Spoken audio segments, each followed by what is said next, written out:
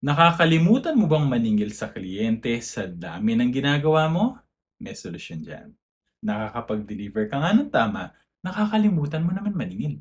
And honestly, this issue is beyond just affecting your cash flow ha. Bakit? Akala mo ba pag hindi ka nakakasingil, natutuwa sa iyo yung customer mo?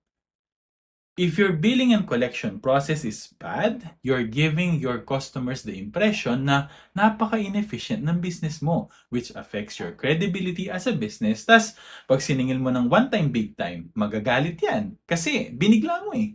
Automate your billing and collection. Tools like Xero, One Accounting, and Zoho Books can be used to make sure na nabibill sa tamang oras yung mga customers and namomonitor mo kung sino yung nagbabayad at sino yung hindi. This simple strategy helps in maintaining your cash flow and also allows your customer to maintain their cash flow as well. Pareho kayong happy kasi pareho kayong may strategy. This is the power of accounting automation, and if you're interested to know more, send us a message. Lagi tandaan, basta accounting, i-automate na yan.